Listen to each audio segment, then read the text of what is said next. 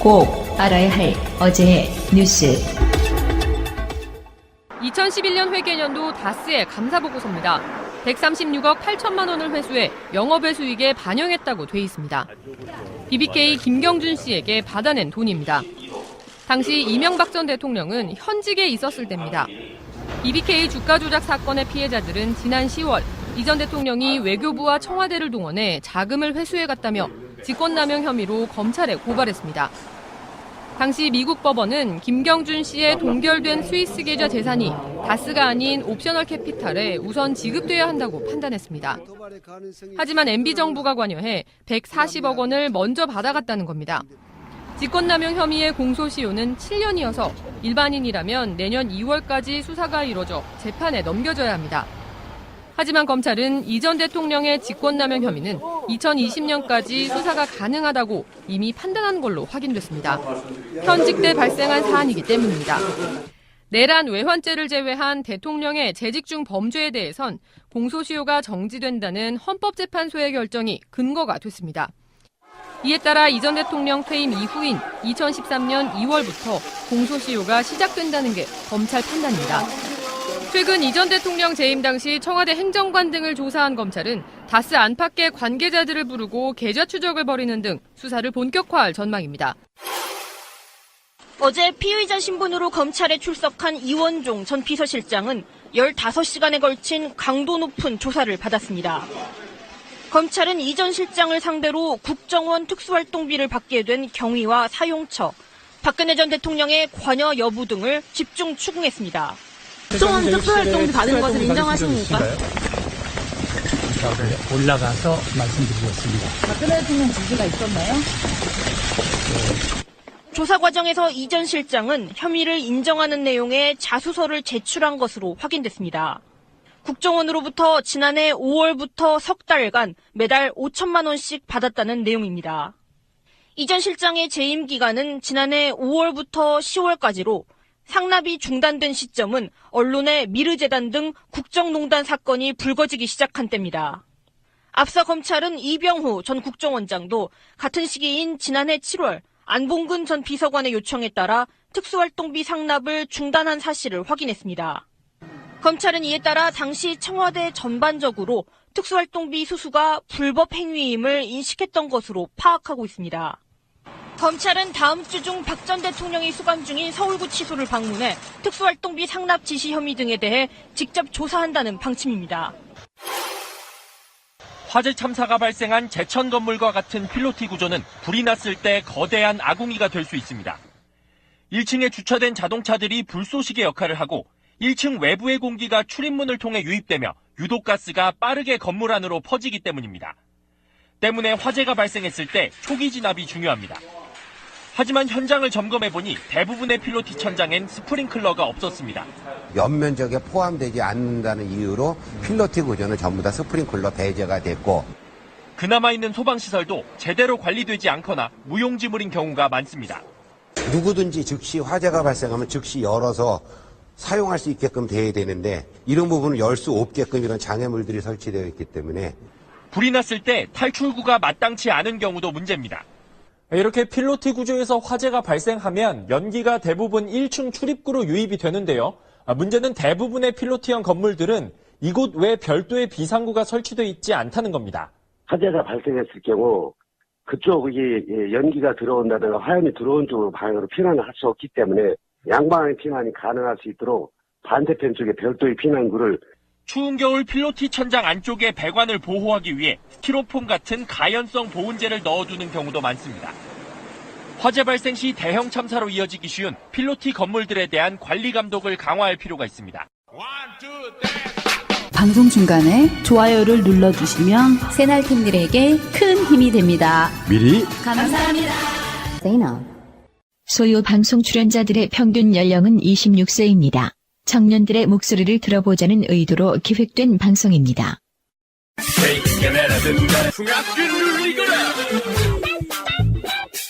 소리 없이 요란한 방송 새날 소유 방송 시작하겠습니다. 반갑습니다. 예, 오늘도 세 분 자리하셨습니다. 양세병님. 안녕하세요. 네, 송병호님. 안녕하십니까. 예, 이 작가님 나오셨습니다. 네, 안녕하세요. 예. 요즘 연말연시라서 술자리가 좀 잦은 편이시지 않나요? 저는 개인적으로 술을 못 먹어서 없는데. 아, 그래요? 너무 놀라시는 거 아니에요? 저는 그 담금주 이런 거 꺼내 드실 것 같아서. 아니, 제가 술을 못해가지고, 네, 그런 자리가 저는 없어서 조금 외롭네요. 다들 친구들 보면 다들 놀러 다니더라고요. 아, 그래요? 요즘 뭐 다들 연말연시에 모임에 네, 맞아요. 많은 분들 모여가지고 또 좋은 자리 하다가 또 과음해가지고 막 다음날 일정에 막 지장 초래하고 그러잖아요. 송병훈 님이요? 송병호님은 뭐, 송병호님은 우리가 이제 오프상에서 봤을 때는 전혀 안 그럴 것 같은데, 술 잘 드십니다. 제가 몇 번 봤는데, 그 술을 마셔도 취한지 안 취한지 모르겠어요. 아, 정말? 예. 포커페이스 하시는구나. 예, 술을 취하나 안 취하나 말수도 별로 없고. 술을 안 마셔도 뭐가 좋은 건지 나쁜 건지 잘 모르는 얼굴이잖아요. 맞아. 네. 약간 항상 미소를 띠고. 저런 사람도 조심해야 돼. 맞아. 속을 모르겠는 얼굴. 네. 제도로서의 민주주의가 흔들리고 구타는 일은 이제 없습니다. 민주주의가 밥이고 밥이 민주주의가 되어야 합니다. 요즘 술 많이 드시죠? 많이 마시네요. 요즘. 네, 또 아무래도 비즈니스도 하시고 하니까. 재미있는 것 같아요. 아, 그래요? 네, 날 추울 때 술 마셔야 좀 몸도 뜨뜻해지고. 이 작가님도 술을 좀 하시죠?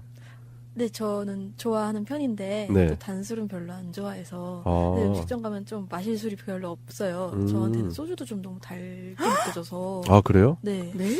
그러면 어떤 술을 드세요? 저는 안동소주 같은 거 되게 좋아해요. 아, 네. 그러니까 뒷맛도 쓴 술. 그냥 깔끔한 술. 아, 깔끔한. 네. 그 뭐, 중국 술 이런 거 잘 네, 맞으실 것 같은데. 중국술, 안동소주 뭐 이런 거 좋아하고 보드카도 저번에 먹어봤는데 괜찮았고 위스키도 괜찮더라고요 나름대로. 멋있다. 그래서 멋있는 게 아니라 이제 너무 돈이 많이 들죠. 그러니까. 그래서 보통은 그냥 닥치고 참이슬 오리지널 먹고요.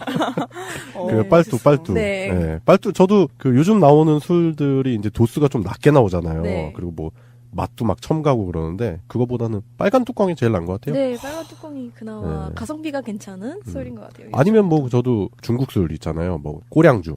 전 공포가주 너무 좋아해요. 네, 공부가주 이런 것들. 저도 그런 술들 좋아해요. 저 이슬톡톡밖에 못 먹는데 짱이다. 그 3도씨. 그거구나. 예전에 저희 처갓집에서 네. 그 장인어른께서 술 모으시는 게 취미였거든요. 그래가지고 뭐 위스키도 우리나라에 없는 위스키 이런 거 있잖아요. 와. 스페셜 에디션, 한정판 이런 거 있는데 제가 이제 자주 가서 이제 밤에 이제 한 병씩 따서 보리차로 바꿔 드셨나요? 그건 고등학생이 하는 짓이고.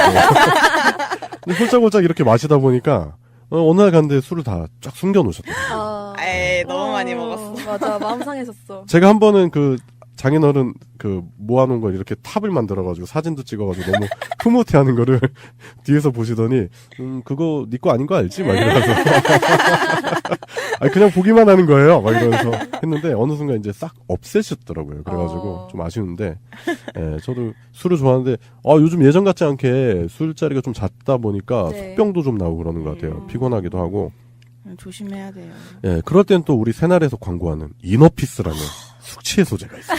제가 먹어봤는데 진짜 효과 좋아요. 제가 왜냐면 술 먹고 숙면을 잘 못 취하는 타입인데 그거 먹고 나서 숙면 취하는 게 많이 도움이 되더라고요. 그래서 연말 연시에는 그런 건강 보조제의 도움도 받아야 되지 않겠나. 그럴 나이가 됐나. 뭐 이런 생각도 해봅니다. 예, 그래서 술 얘기로 시작을 했는데 연말 연시에 잦은 술자리 예, 다들 건강 잘 챙기시길 바라겠고요. 오늘도 소리 없이 요란하게 새날 소유 방송 본격적으로 시작해 보겠습니다. 예, 오늘의 첫 순서입니다. 그때 그 사건인데요. 예, 오늘 소유 방송이 104회예요. 104회. 그래서 2004년에 있었던 사건 하나를 얘기를 해볼 건데 일단은 2004년에 좀 안 좋은 일이었습니다. 노무현 대통령 탄핵소추.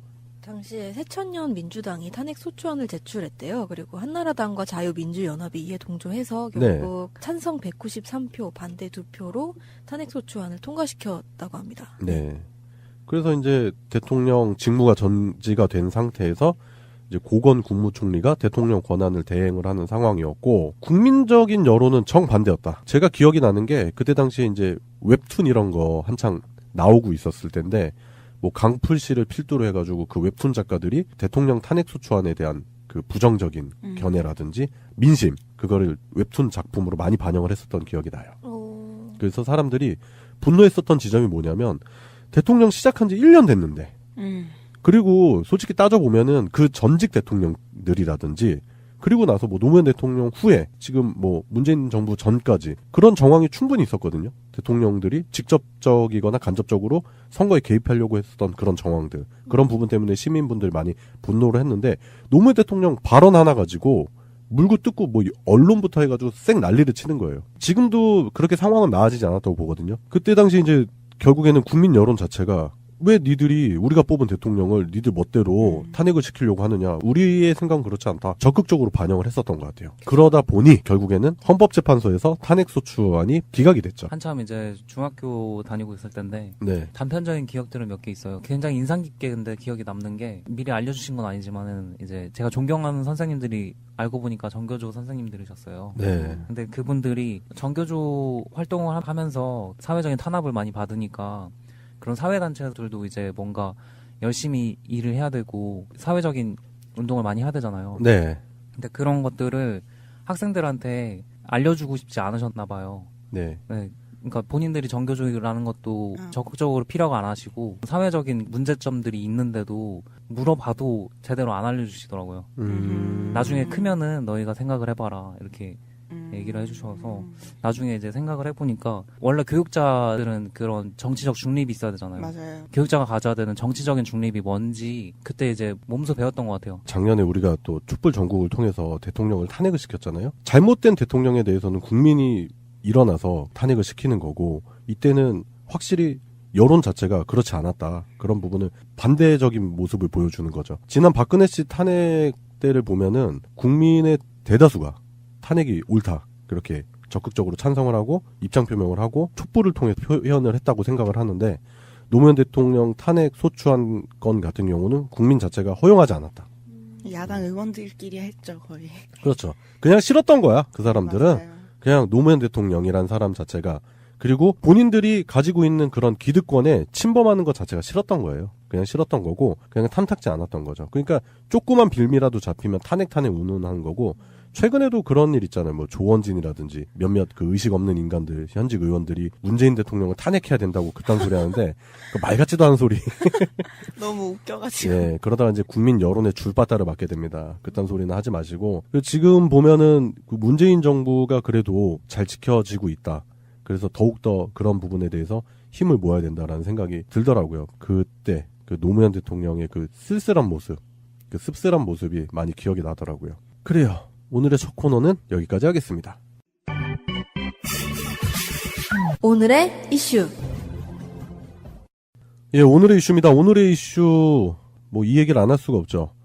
예, 어제 홍준표, 이완구, 성완종 리스트 관련한 최종 판결이 결국에는 무죄로 판결이 났고요. 지금 그래서 여론 자체가 많이 안 좋죠. 2년 전 정치권을 굉장히 막 뒤흔들어 놨는데 결국 빈손으로 끝나게 되는. 뭐 김기춘까지도 나오고 리스트 자체에 올려져 있는 사람들이 네. 굉장히 한참 이제 힘을 가지고 있던 사람들이었죠. 네. 청와대에 들어가 있던 사람도 있었고 총리도 있고 막 이제 당선된 사람도 있었고 그런 사람들이 한 사람한테서 돈을 1억, 2억, 10만 달러 뭐 이렇게 받았다는 거가 귀추가 주목이 되는 일이었는데 아니나 다를까 이게 다 무죄로 난 이걸 보면서 처음에 가졌던 우리가 그 분노들이잖아요.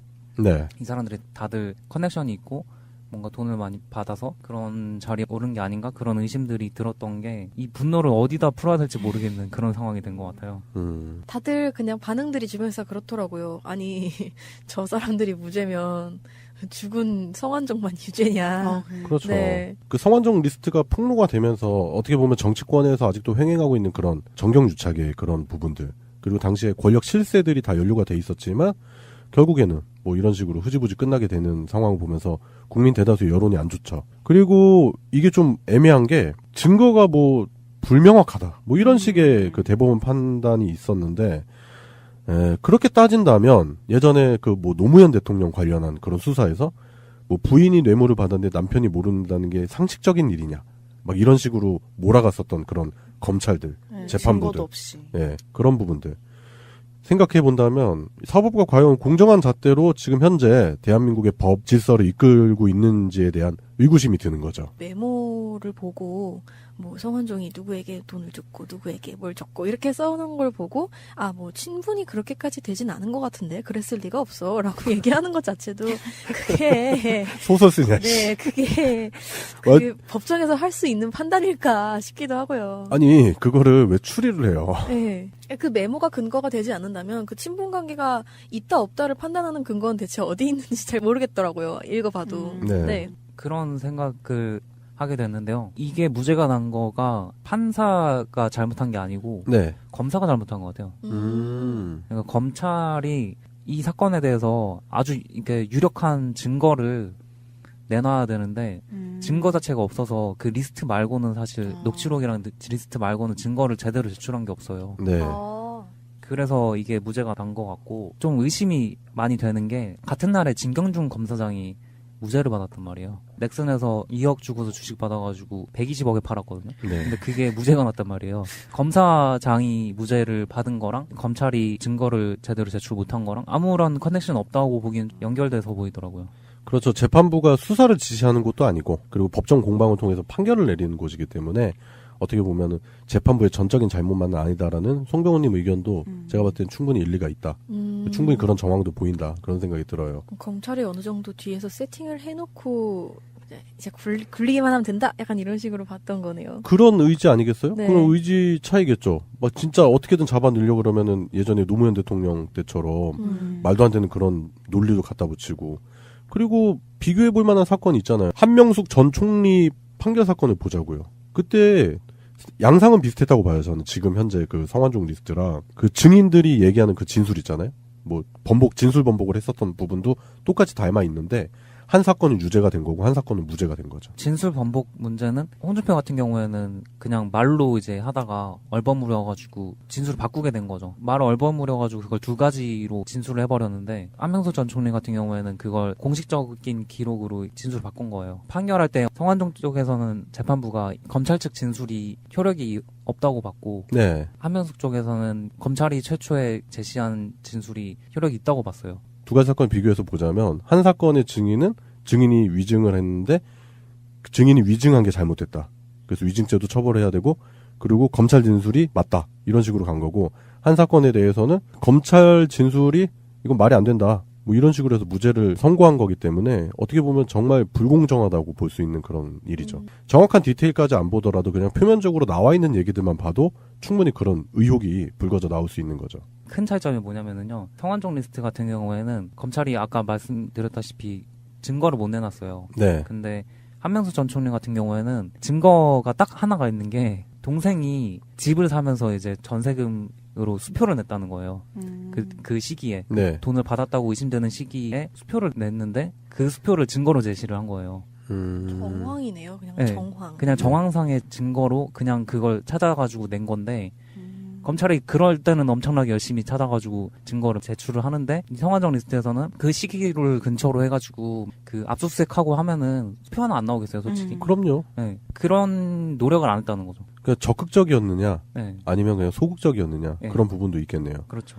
그리고 또 비교를 해볼 수 있다면 당시에 살아있는 권력이었느냐 죽어있는 권력이었느냐 그런 부분도 재판이 중요하게 작용을 하지 않았나 그런 생각도 드는 게 당시에 그러니까 한명숙 전 총리 사건 때 보면은 일단 노무현 정부 참여정부의 생채기를 내야 되는 게 그 당시 집권정부의 목표였던 것 같아요. 딱 봐도 그렇잖아요. 일단 노무현 대통령 망신 주기는 성공을 했고요. 그리고 나서 당시에 여성 최초 국무총리 그리고 참여정부 국무총리 한명숙 전 총리를 타겟으로 삼아서 한명숙 전 총리 그리고 참여정부가 실패한 정부라는 거를 강하게 인식시키려고 하는 그런 포석이 있지 않았나 그런 분석도 충분히 나올 만한 것 같아요. 그때 당시 약간 양동작전 비슷하게 네. 보여진 게 한명숙 전 총리 문제가 불거지면서 그걸 문제 삼아서 사실 그 안철수가 탈당을 했거든요. 네. 맞아요. 그때 그랬죠. 네. 작전 비슷하게 당과 예. 민주당 세력 자체를 이제 흠집내고 그때 당시 문재인 당대표도 이미지에 타격을 많이 받거든요. 그렇죠. 까마귀 날자 배 떨어졌죠, 뭐. 네. 예. 그런 게 있었고 사실 이 성완종 리스트 이거 같은 경우에도 이걸 통해서 사실 홍준표가 지금 당 대표를 하고 있기 때문에 네. 유죄를 받았을 때 가장 흠집 많이 날 곳은 사실 자유한국당인데 그 세력은 뭔가 비호해주는 듯한 그런 게 보이는 거죠. 네. 그래요. 결국 어제 무죄 판결로 다시금 친홍이라고 하더라고요. 그래서 홍준표 당대표를 중심으로 뭔가 자유당의 세력 구조가 단단해진다는 그런 정황적인 분석이 많이 나오고, 그리고 실제로 뭐 그 무죄 선고 이후에 기자회견에서 홍준표 대표의 그 의기양양한 모습 때문에 많은 분들이 지금 분노를 금치 못하고 있는데, 그래요. 뭐 이런 식으로 해서 자신들만의 카르텔을 공고하게 다진다는 거, 뭐 그쪽들의 전략일 수도 있겠지만 국민 여론은 계속 정반대로 갈 것이다. 그래서 결국엔 또 심판의 날이 오지 않을까, 그런 생각이 듭니다. 자꾸 이런 부분들에 대한 의혹, 불신이 커지고, 그리고 홍준표 같은 자가 자꾸 그런 의기양양한 모습 보이는 것 자체가 그 국민들의 분노를 더욱더 자아내지 않나, 그런 생각이 들어요. 네, 그리고 오늘 23일날 홍준표가 그 SNS에다가 직접 글을 올렸는데, 그래요? 네. 세월호 참사를 이용해 정권을 잡은 세력들이 라면서 세월호보다 더 잘못 대응해서 사태를 키운 그 제천 참사가 어떻게 책임지고 수습할 건지 내가 지켜보겠다, 이런 글을 올렸어요. 뭔 개. 잠깐 우리끼리 한 1분 동안 서로 자유롭게 욕하는 시간 좀 가질까요? 아이고, 뭐 제천 그 화재 사건을 들먹이면서 네. 나중인 직격으로 또 이용해 먹으려는 류여해나 잘 단속을 하시지. 그렇죠. 뭘 세월호를 또 들먹이시면서 그런 말을 하시는지 모르겠네요. 그래요. 지금 그 류여의 인형 들고 와가지고 나 팽당했다고 막 울먹울먹 하는데, 그래도 한때 같이 이렇게 정치적 뜻을 같이 했던 사람인데 좀 위로를 해주고 그러셔야지. 뭐 무지 인형이라도 사주든가. 그러니까 야당의 수준을 딱 보여주는 거죠. 또 세월호 사건. 세월호 사건 또 들고 나와가지고 세월호 사건으로 정권을 잡았다는 그런 개망발을 하고 앉았는 그런 당대표. 정상적인 정당이라고 볼 수도 없는 거고, 그 당을 대표하는 사람의 의식 수준이 결국 그거밖에 안 된다. 이제 욕하기도 아까워요. 좀. 그러니까요. 네.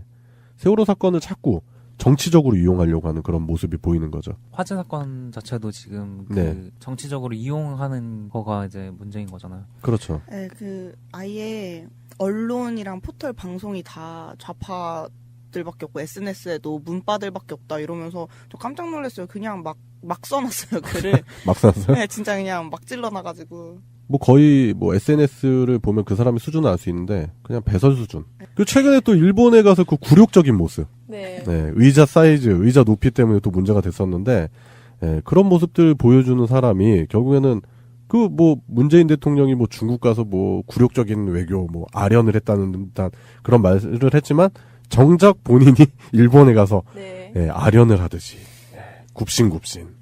허리도 이만큼 숙이고. 네.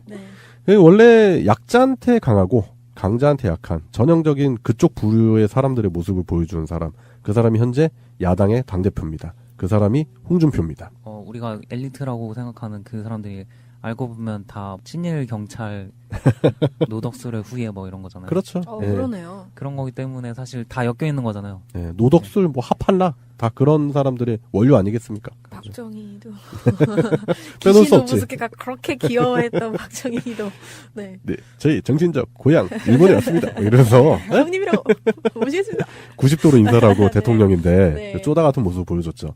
그 뭐 이제 역사적으로 다 나오는 사실들이고, 그런 걸 볼 때 현재 야당들의 그런 역사적인 의식의 결여도 심각한 문제다, 그런 생각이 되고, 그런 사람들이 뭐 보수예요, 보수 아닙니다. 그런 사람들은 진정한 보수는 진짜 우리나라의 그 민족적 자긍심과 그리고 기존 질서를 이렇게 잘 지켜나가려고 하는 거지, 이 사람들은 그냥 매국이야, 매국 단체입니다. 매국 단체. 저는 그렇게 규정해도 지나치지 않다, 그런 생각을 합니다.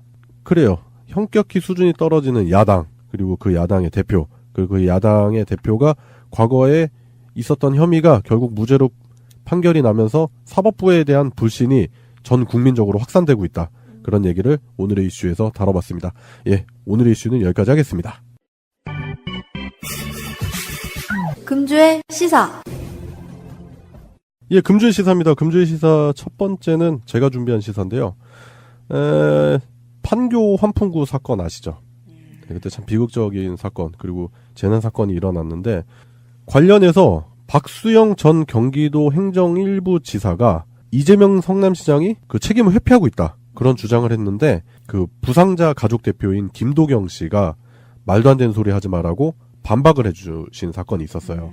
지난 12월 20일 그 언론에 보도가 된 사건인데, 김도경 대표가 이런 말씀을 하셨네요. 잊을 수 없는 절대 잊혀지지 않을 사고를 겪었던 딸의 아빠로서 끝까지 책임지고 돌봐준 사람은 이재명 성남시장이었다라고 말씀을 하셨습니다.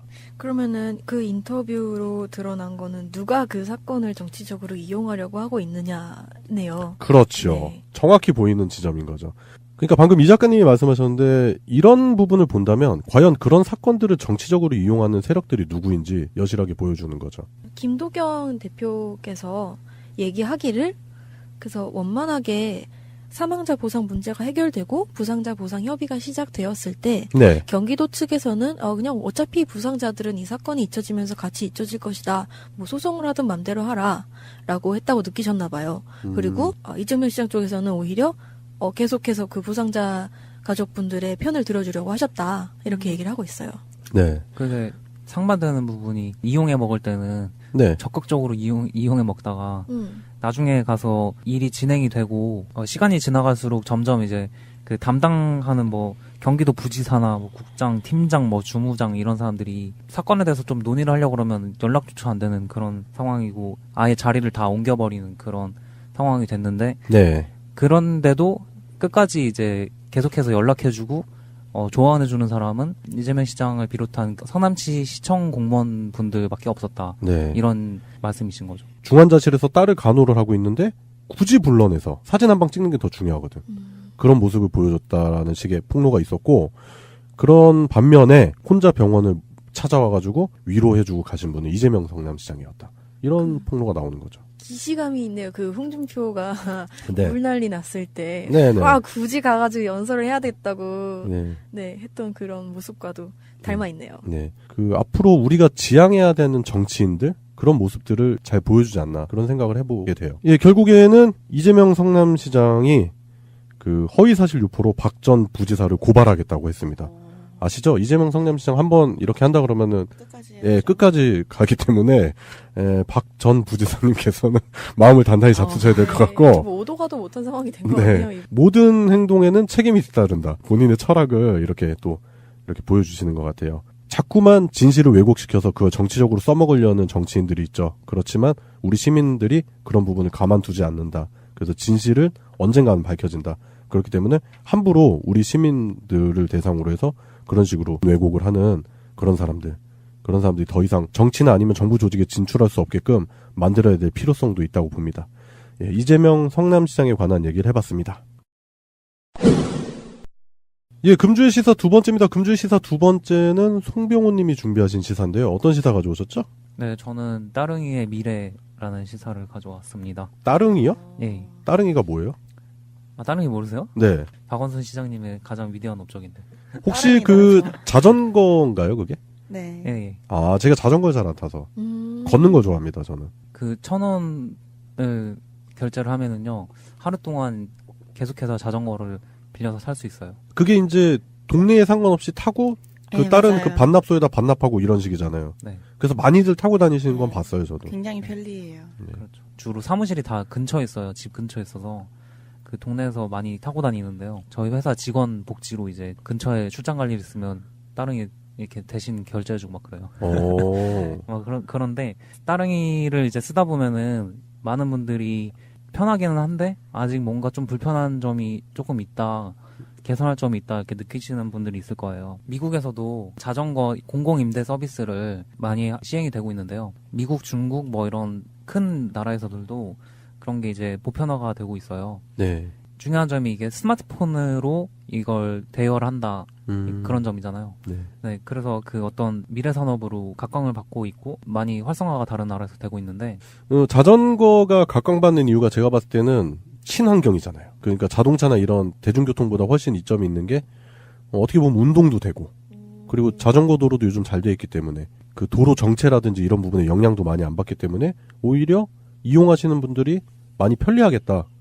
그런 생각이 들더라고요. 실제로 10km, 15km 정도 되는 거리면은 네. 버스보다 빠른 경우가 많아요. 기다리는 시간도 없고. 아, 맞아. 네, 인도로만 다니기 때문에. 네. 그런 경우가 있더라고요. 뭐 어쨌든 그래서 활성화가 다른 나라에서 많이 되고 있는데 미국 같은 경우에 이번에 그 시애틀이 그런 자전거 공공임대 서비스를 하고 있다가 이게 이제 중단이 됐어요. 이용률이 너무 떨어지는 거예요. 그래서 하루에 평균으로 잡으면 하루에 한 번 이용할까 말까 막 이 정도까지 내려간 거예요. 이용도가. 그 미국 같은 경우는 아시다시피 이제 자동차를 많이 타고 다니잖아요. 네. 자전거는 솔직히 말해서 미국에서는 갈 수 있는 거리가 좀 많이 한정돼요. 특히 이제 문제가 되는 게 스테이션이라고 해서 거치대가 있잖아요. 네네. 자전거 거치대에서 빌려가지고 자전거 거치대에 반납을 해야 되기 때문에 네. 그걸 계획하는 게 굉장히 머리가 아파요. 아, 스테이션을 생각을 하고 움직여야 되기 때문에 네. 그게 또 불편한 부분이 있다. 네. 그게 많으면 괜찮은데 시애틀 같은 경우는 서울보다 좀 더 낙후된 정도로 너무 적은 거예요. 그런 게 활성화가 안 되고 이게 망했는데 네. 시애틀에서 도박을 합니다. 도박을 한다고요? 네. 자전거를 없애는 게 아니고 9,000대를 오히려 더 투입을 해가지고 네. 아까 말씀드렸던 그 거치대를 아예 없애버리고 네. 거치대 없는 자전거 대여 서비스를 하는 거예요. 오, 어떻게 되죠, 그게? 그게 이제 GPS가 달려 있어요. 네. 그 자전거에 GPS가 달려 있어서 그냥 앱으로 검색을 하면 주변에 빌릴 수 있는 자전거 위치가 그냥 떠요. 거치대가 지금은 따릉이 같은 경우에는 거치대가 먼저 네, 뜨는데 맞아요. 그건 자전거별로 뜨는 거예요. 그래서 그 자전거가 어디 있다 그걸 예약을 해놓고 가서 이제 빌리는 거죠. 운영을 바꾸니까 그 도박이 실패했다면 제가 얘기를 안 하겠죠. 그 도박이 성공을 해서 그걸 지금은 굉장히 많이 이제 이용을 하는 상황이 됐다고 합니다. 위기를 기회로 만든 거죠. 그냥 도박이라고만 볼 수는 없는 게 네. 이게 사실 중국에서 이미 성공을 한 사례가 있어요. 아, 그래요? 네. 중국 같은 경우에는 지금 벌써 이것만 전문으로 하는 회사가 30개 회사가 있고 그 상하이에만 자전거가 150만 대가 있대요. 이런 자전거. 그 원래 중국이 또 자전거 보급이 많았었잖아요. 네. 네. 뭐 전기 자전거도 사실은 중국이 가장 앞서 나가고 있고요. 네. 자동차보다는 오토바이나 자전거로 배달도 많이 하고 그런 것도 있지만 뭐 어쨌든 그 중국 같은 경우에는 이런 스테이션 없는 스테이션리스 바이크 서비스가 하루 이용이 6천만 대래요. 뭐 거의 우리나라 인구 생각해보면 그러니까 우리나라 인구 1인당 한 명씩이 매일 이용하는 네네. 그 정도 수. 뭐 워낙 또 근데 인구는 상대적으로 그쪽이 많으니까 네. 그렇다고 치는데 그만큼 또 이제 이용률이 높아지겠죠. 근데 저는 그런 부분도 그런 부분인데 이용률이나 이런 부분이 아니라 그런 식으로 개선을 해 나가고 뭐 새로운 기술을 접목시켜서 한다는 게 자전거가 좀 많이 보급이 됐으면 하는 그런 생각도 있어요. 왜 그러냐면은 자전거 산업을 보면은 우리가 자전거 막 사람들 많이 타고 다니잖아요. 예전과는 달리 길도 잘 돼 있고 하니까. 근데 뭐 자전거 전국서 이 정도까지 말씀드린 건 아니고 뭐 우리나라는 또 그 도시간 거리가 그렇게 멀진 않잖아요. 근데 그런 거 생각해 본다면 자전거나 이런 부분들을 많이 도입을 해서 자동차를 좀 많이 줄여야 되지 않겠나 그런 생각을 좀 해보거든요. 그런데 자전거 구입비나 이런 것도 천차만별이에요. 뭐 비싼 거는 뭐 몇천만 원대도 있다고 들었고 뭐 싼 거는 뭐 몇십만 원대도 있는데 그런 부분을 생각해 본다면 이런 거를 공공사업으로 유치를 해서 세수도 늘릴 수 있는 그런 방법인데다가 장기적으로 생각해 봤을 때는 그만큼 친환경인 교통수단을 널리 보급한다는 그런 좋은 취지의 일이 일어날 수 있지 않을까 그런 생각이 들더라고요.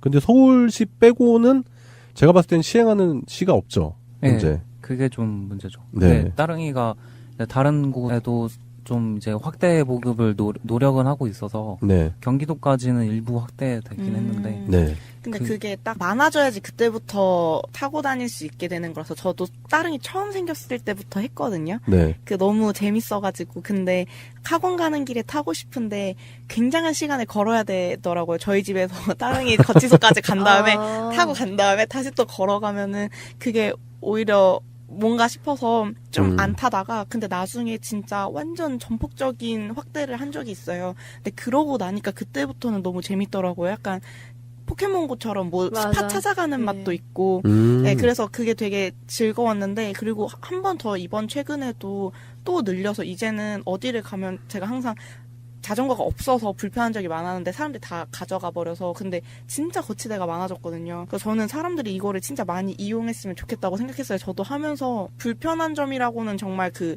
1시간의 그 시간 있잖아요. 제가 빌리고 나서 다음 거치대까지 반납해야 되는 그 시간 제한 말고는 크게 불편한 게 전혀 없어서 그러니까 그 기한도 그 아까 얘기했던 도시 밖으로 나갔을 때 경기권으로 이렇게 나갔을 때 그 경기권에는 몇 개 없고 서울에는 많고 해서 서울에서 경기권까지 따릉이를 타고 갈 수는 또 없거든요. 네. 반납을 할 수가 없으니까. 그러니까 한 번에 시작할 때 정말 그 도박을 했던 것처럼 조금씩 사람들 반응 가보면서 이렇게 많이 하지 말고 그냥 한 번에 많이 풀어놓으면은 되게 잘 이행될 수 있을 거라고 생각해요. 그렇게 해놓고 이제 거치대가 없어지는 방향으로 또 한 번 더 가고 그러면 좋지 않을까요? 말씀하신 대로 어울림이라고 경기도 같은 경우에는 어울림이라는 게 있어요. 근데 다른 이랑 어울림이 서로 호환이 안 되는 그런 상태라서 다른 시에도 시마다 그 이름 따로 붙여가지고 운영이 되는데 그게 호환이 안 돼요.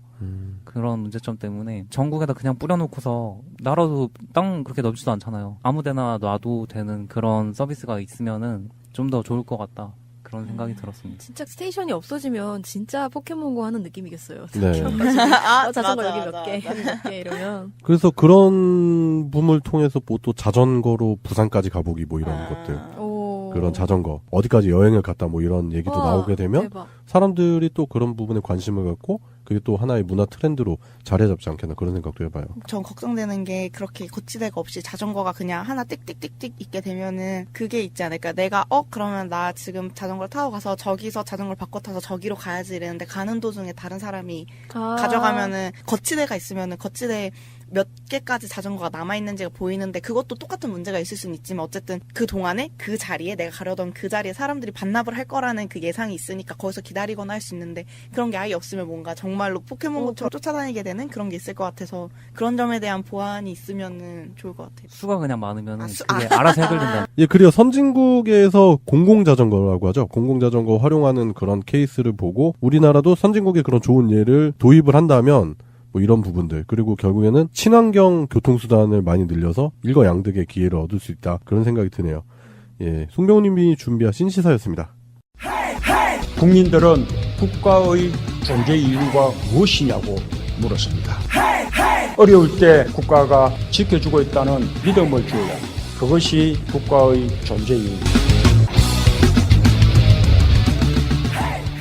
예, 금주시사 세 번째입니다. 금주시사 세 번째는 이 작가님이 준비하신 시사를 들어볼 건데요. 어떤 시사 준비하셨죠? 저는 그 학교 안팎 청소년 폭력 예방 대책이 22일 날, 그러니까 어제 발표가 됐더라고요. 네네. 그래서 그 얘기를 하고 싶어서 가져와 봤어요. 네. 눈에 띄었던 기사 중에 하나가 인천 초등생 살인 사건 항소심 얘기였어요. 네. 그래서 항소심 3차 공판은 다음 달 15일 열린다고 하는데 그 주범과 공범인 김양과 박양이 형량을 줄이기 위해서 계속 서로에게 떠넘기듯이 진술 중이라고 합니다. 네. 그래서 특히 박양은 계속 그냥 이건 나는 가상의 일인 줄 알았고 사체도 의료용 플라스틱인 줄 알았다 이렇게 주장을 하고 있고 네, 김양은 자기는 심신미약 상태였다라고 초반부터 주장하던 얘기를 계속 하고 있나 봐요. 저는 그 우리나라 법 중에서 그 정상 참작하는 부분 중에서 심신미약 있죠. 그거 없앴으면 좋겠어요. 그거랑 술이랑 심신미약 이거 네. 두 개 없애야 된다고 생각해요. 진짜. 예, 저도 그런 생각이 듭니다. 네.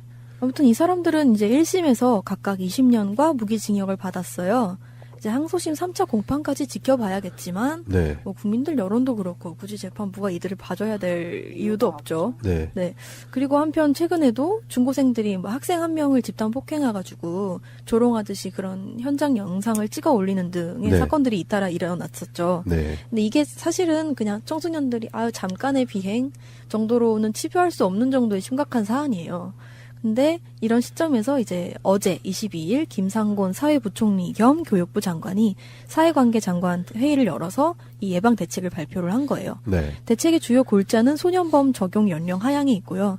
우선 정부는 기존에는 이제 14세 미만으로 규정하고 있는 형사 미성년자 나이 기준을 1살 낮춰서 13세 미만으로 낮출 수 있도록 관련 법을 손본다고 하고요. 정종하 법무부 범죄예방기획과장은 이게 소년범들의 나이가 점점 낮아지고 있다. 그리고 그 소년들의 신체적 성숙도도 높아지고 있기 때문에 국제적 기준을 고려할 때 만 13세면 이미 형사 미성년자로 보기 어렵다는 점을 감안해서 이렇게 낮춘다고 얘기를 했어요. 네. 사실은 이제 얘기를 할 수 있는 게 그 청소년 강력 범죄 사건이 났을 때 법원 소년부로 보내는 대신에 그냥 성인과 같은 형사부로 보내고 형량도 기존보다 무겁게 내리기 위한 법률안 개정에도 지금 고려를 하고 있다고 합니다. 네. 그리고 더불어서 당연히 학교폭력에 대해서도 얘기가 나왔어요. 학교폭력 그 예방법을 개선하자는 건데 지금은 학교에서 뭐 사소하건 간에 신고가 들어오면 우선 학교폭력 자치위원회라는 걸 만들어요. 네. 그래서 이걸 열어가지고 거기서 이제 재판처럼 진행을 하는 거죠. 근데 이게 무조건적으로 처벌을 하는 그런 상황들이 계속 발생할 수 있기 때문에 요즘 또 뜨는 게 그거거든요. 회복적 생활교육. 네. 그게 있거든요. 그러니까 너는 가해자고 얘는 피해자야 해가지고 처벌을 그냥 이렇게 내리는 그런 느낌보다 어쨌든 우리는 한 학교 한 반의 구성원이니까 문제를 해결하자라는 식으로 추이가 변하고 있는 거예요. 네. 근데 그 문제가 잘 해결이 안 되잖아요. 사실 그 소년범 연령 낮춘 것도 그렇고 아무튼 엄벌을 내려야 네, 그 다음에 절차가 진행될 수 있는 거니까 그런 취지에서 아무튼 경미한 사건의 경우에는 학교장 선에서 해결을 하고 대신 그 결과를 추후에 위원회 같은 데에 보고하는 것으로 바뀐다고 합니다. 사실 이거를 들고 나왔을 때 생각이 났던 건 그 2012년 무렵이었나요? 저희 그 대구 중학생 자살 사건 보도됐던 적이 있었잖아요. 네. 그럴 때 대책으로 제시된 게 되게 엉뚱하게도 대중문화 제재였어요. 그러니까 웹툰 같은 거가 미디어가 폭력적이니까 애들이 이런다라는 식의 엉뚱한 결론으로 가버려서 그게 결국에는 청소년 뭐 학교폭력 예방 대책이었는데 갑자기 문제의 방점이 무슨 표현의 자유? 이렇게 넘어가게 돼버리는 거죠. 차라리 바른 생활책을 한 권씩 나눠주지. 슬기로운 생활. 그렇죠. 네. 학교폭력에 대해서 뭔가 엄중하게 처벌이 내려지고 그 예방이 제대로 이루어지지 않으면 계속해서 그런 학교 안에서의 그런 문화 있잖아요. 되게 서열화하고 네. 집단 나뉘어가지고 또 집단에서 배제되는 아이는 또 부적응한 아이로 그냥 남아버리고 그런 식의 문화 아닌 문화가 미디어를 통해서 또 재생산이 되면 그게 또 미화되고 정당화돼서 계속 반복이 될 거라고 생각하거든요. 그래서 사실 그 2012년에 했던 대책은 정말 좀 너무 어이가 없는 대책이라고 생각했어요. 이게 문제가 아니잖아요, 사실은. 그렇죠. 그거 자체도 어떻게 보면은 폭력의 일부인 건데 지금 이 학교 폭력이나 아니면 청소년 범죄에서 했던 그 애들의 폭력 양상을 보면 뭐 저항하거나 그런 게 아니잖아요. 막 어른이 싫어. 나는 어른의 이런 이걸 깰 거야. 막 이런 게 아니라 정말 그냥 약자한테 찍어 누르기 식으로 하는 폭력이 거의 대다수인 만큼 이렇게 가해자와 피해자를 놓고 둘이 화해를 시키는. 둘이 그렇게 화해를 직접적으로 뭐 시킨다는 그런 건 아니고요, 사실은. 그러니까 자치윤리위원회 뭐 그런 식이겠죠. 뭐 자체적인 처벌의 수위를 논하는 그런 자리 아닌가? 신고가 우선 들어오면은 그걸 바로 접수해서 위원회를 열어야 돼요. 네. 네, 거기서 우리 재판하듯이 하는 거예요. 네. 그러니까 최근에 그 초등생 자살했었잖아요. 그게 좀 문제가 많은 게 뭐냐면 부모님들이 얘기했는데 그거를 학교에다가 좀 적극적으로 어필을 했는데도 불구하고 학교에서 그걸 좀 지지부진하게 열었다. 그래가지고 아이가 그것 때문에 자살했다라고 주장을 하시고 또 그리고 그게 문제가 뭐냐면 이제 6학년이었거든요. 당시 피해 학생이. 근데 그 6학년 징계 줘봤자 어차피 좀 있으면 졸업이에요. 네. 되게 무의미하다는 거죠. 네. 네. 그럴 때 뭔가 형사처벌 같은 게 적용될 수 그렇죠. 있잖아요. 학교 내에서 그런 징벌도 징벌이겠지만 잘못한 부분이 있다면 그게 어떤 부분에서는 법의 테두리 안에서도 한번 더 적용을 받아야 되지 않겠나 그런 생각을 해봐요. 제가 고등학교 때 그런 비슷한 그러니까 학교 폭력이 되게 심각한 수위는 아니었는데 있었어요. 피해자와 가해자가 있었는데 그 학교 내에서 이렇게 처리를 하려다 보니까 그러면은 피해자 학생은 가만히 있고 가해자 학생들에게 뭔가 불이익을 주겠다라고 해가지고 뭐 추천서를 안 써주거나 뭔가 이런 식으로 갔었거든요. 근데 아니면 이제 학생부에 저희 대학교 가야 되니까 학생부에다가 뭔가를 하겠다라고 했는데 그때 진짜 가벼운 사안이었음에도 불구하고 진짜 반발이 진짜 엄청 심했었어요. 이 사건보다 이 사건에 대한 반발이 더 우리 사이에 이슈가 될 정도로 그 부모님들도 아이 앞길을 막는다는 식으로 뭔가 나오고 하는 게 저는 그냥 학폭이 열리고 이런 거는 다 드라마에서 보고 이렇게 했었는데 뭔가 실제로 학교에서 일어나니까 되게 흐지부지 되더라고요. 이게 뭔가 진짜 학폭위가 딱 열려서 진짜 딱 피해자 가해자 너는 어떤 부분이 잘못됐고 이런 느낌이 아니고 야 너가 가해자였어 너가 잘못했으니까 반성문 일단 쓰고 너네 불이익 있을 줄 알아. 뭔가 이러면은 애들이 어떻게 그래요 선생님 학부모들 오고 막 장난하냐고 학생 미래를 막는다고 이러다가 그냥 애들 앉혀놓고 뭔가 화해시키고 이러고 그냥 끝나버리더라고요. 되게 흐지부지하게. 그런 게 문제라고 생각했었어요. 이런 학폭 자치위원회가 열리기 전에는 어떻게 했었냐면 학교 안에서만 이제 해결을 해야 되잖아요. 학교장 권한 안에서. 네. 그래서 그런 문제가 많이 일어났었대요. 그냥 야 너네 화해. 네 맞아요. 그렇게 문제 일으키지 말고. 예전에 제가 학교 다닐 때만 해도 뭐 이런 부분들이 있으면은 가해자 피해자의 개념도 없었을 뿐만 아니라 둘 다 그냥 잘못했어. 무조건적인 화해예요. 맞아요, 맞아요. 네, 무조건 화해를 해야 되는 거예요. 맞아요. 근데 실제로 당사자 간에 서로 감정적인 부분도 정리가 전혀 안 돼 있고, 그리고 이게 왜 중요하냐면은 원인과 결과에 대한 정확성이 있어야 되잖아요. 그 청소년기 되게 중요하게 머리에 자리 잡혀서 그게 나중에 이제 사회로 갔을 때 중요한 역할을 한다고 저는 그렇게 생각을 하는데, 그런 부분의 과정은 쏙 빼놓고 일단 결과를 중시하는 거죠. 네. 일단 화해가 됐으니까 끝. 너네 더 이상 싸우지 마라고 하지만 그 뒤로 똑같은 형태의 폭력이 또 발생을 하게 됩니다. 그건 필연적인 결과예요. 사후 관리가 안 돼요. 네. 그때 피해자였던 학생은 그 이후로도 계속 혼자였고 가해자였던 학생은 학교도 잘 가고 그렇죠. 그렇게 돼요. 맞아. 뭔가 되죠. 원론적인 결과를 도출하기에는 힘든 시스템이다. 그리고 인식 자체가 그렇게 돼 있다. 그런 생각이 들어요. 뭐 저는 현실적으로 봤을 때 그게 그럴 수밖에 없는 게 선생님들한테 신갈이 너무 없고 맞아요. 그거를 전문으로 해주는 선생님이 저희 때는 이제 정해져 있는 건 아닌데 알아서 해주시는 분이 있었어요. 그런 문제가 생기면은 애를 불러놓고 상담을 하면서 정확하게 피해 아동은 뭐가 문제고 가해 아동은 뭐가 문제인지 계속해서 들어주는 분이 계셨는데 그런 걸 전담해 주시는 분이 없으면은 사실 그게 힘들죠. 왜냐면 다른 분들은 뭐 맨날 시험 신경 써야 되고 학생 생활 기록 뭐 이런 거 계속 쓰셔야 되고 시간이 없잖아요. 그러니까 결과적으로만 그냥 화해 딱 시켜주고 그냥 많은 신경 더 안 써버리는 그런. 그 요즘 좀 많이 낮은 거예요. 예전에는 그런 일 있으면 무조건 단체 기합이요. 다 책상 위로 올라가! 이러면서 뭐 두드러 패는 거지. 진짜 삭박한 시대. 그러니까 애들이 무당이 구다듯이 그냥 쇼 한번 하고 그냥 끝. 그때 당시에 이제 동급생들 보면은 그런 거 싫어가지고 이제 서로 안 한 부분도 있긴 있었거든요. 네. 폭력적으로 진압을 해버린 거죠, 애초에. 사실 이 학교 폭력 문제에 선착하는 이유는 학교 내부의 폭력이 있었는데 그걸 제대로 예방하거나 제약을 두지 않으면 그냥 그 상태의 감각이 그대로 학교 밖으로 옮겨갈 수가 있다고 생각이 들었어요. 그럼요. 네. 여기서 무뎌진 양심이 저기서도 같이 무뎌지겠죠. 안에서 새는 바가지 네. 밖에서 셉니다. 그런 네. 폭력성이나 그런 분출 같은 게 학교 내에서 계속 이루어지다가 학교 밖으로 이루어진다면 그 인천 초등생 같은 사건이 또 계속해서 발생할 수 있지 않을까? 이런 생각도 들더라고요. 네. 그러니까 범죄가 점점 더 커지는 거죠. 규모가. 그래서 청소년 범죄든 학교 폭력이든 아무튼 제1과제는 엄정한 처벌인 것 같아요. 네. 결국에는. 네. 그러니까 잘못을 했는데 그 잘못이 너네가 그냥 어리니까 이 정도 선에서 끝내줄 게가 아니라 진짜 잘못했으면 잘못한 만큼의 대가를 치른다는 걸 어렸을 때부터 가르쳐줄 필요는 있어요. 네, 예. 그것도 어떻게 보면은 청소년을 존중하는 방법 중 하나가 되지 않을까. 네, 그리고 제일 열받는 주장이 그렇게 해서 처벌을 받는 가해자의 부모들의 주장이 애가 아직 어린데 애 앞길 이렇게 얘기하잖아요. 당신의 자제분이 가해한 아이의 앞길을 생각을 해보세요. 그래요. 예, 당신 자식만 중요한 게 아닙니다. 남의 자식은 더 중요하게 생각을 해야 된다고 봅니다. 예. 사실 그 애가 아직 어리다라는 그 워딩 자체도 어떻게 보면 예.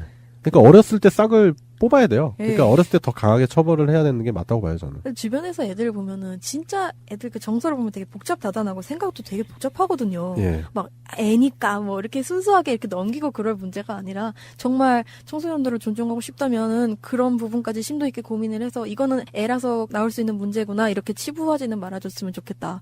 예, 이런 생각이 들더라고요. 예, 그래요. 이 작가님이 준비하신 시사는 여기까지 하겠습니다. 금주의 시사 네 번째입니다. 금주의 시사 네 번째는 양세병님이 준비하신 시사인데요. 어떤 시사 가져오셨죠? 저는 무자극 컨텐츠를 가져왔습니다. 무자극 컨텐츠요. 네, 그 SNS 다들 많이 하세요? 저는 뭐 페이스북, 트위터 정도? 저는 커뮤니티나 페이스북 이제 SNS 같은 거를 많이 안 하게 됐는데 네. 자극적인 컨텐츠가 너무 많이 올라오잖아요. 네, 그렇죠. 처음에는 진짜 페이스북 처음 할 때 얼마나 재밌어요. 막 짤방도 맨날 올라오고 기사 올라오고. 근데 요즘에는 솔직히 낚시성 광고 그리고 모든 게 다 광고로 기결되거나 아니면은 엄청나게 너무 자극적이라서 눈살이 찌푸려지는 경우도 굉장히 많아요. 그렇기 때문에 이에 대한 반대급부로 지금 20대, 30대 청년들 사이에 저자극 문화, 저자극주의 같은 게 유행을 하고 있다고 해서 그걸 얘기를 해드리려고 가져왔는데요. 네. 이게 어떻게 보면 아날로그적 감수성에 대한 갈망일 수도 있고 이게 원래 자극의 재미를 느끼던 청년들이 이제는 콘텐츠 수위가 너무 점점 높아져가면서 피로해져서 이 자극에서 탈피를 하려는 욕구가 많이 반영이 됐다고 생각을 하는데 유튜브에서는 네. ASMR 콘텐츠로 많이 나타나지고 있고 그게 속삭이듯 자꾸 반복적인 소리를 계속 내서 뇌를 자극해서 심리적인 안정을 취하는 거잖아요. 그래서 요즘에 유튜브 같은 데서 보면은 슬라임 액체 괴물 같은 걸 계속 만진다든지 뭔가 소리가 나는 거를 계속 이렇게 흔든다든지 그거를 그냥 아무 그거 없이 소리를 굉장히 크게 극대화시켜서 들려주면 백색소처럼 마음에 편안을 주는 그런 거거든요. 그리고 방송에서는 삼시세계를 효리네 민박이 이미 대히트를 쳤잖아요. 평상적인 일상을 보여주는 컨텐츠가. 근데 이제 이게 그런 방송 같은 게 아니라 페이스북 페이지에서 나타난 게 저는 좀 참신하다고 생각을 해서 소개를 해드리려고 가져왔는데 그 무자극 컨텐츠 연구소라는 페이스북 페이지가 있어요. 네. 정신건강 서비스로 분류가 되어 있는데 재밌게 그냥 사람들이 만든 페이지인데 저도 처음에 재밌어서 팔로우를 해놨다가 요즘에 SNS를 안 해서 잘 모르고 있었는데 최근에 페이스북을 다시 들어가 봤는데 이 게시물이 뜨더라고요. 이게 눈길이 갔어요. 지난 6월 말에 개설이 돼가지고 지금 팔로워가 5만 명이 넘었거든요.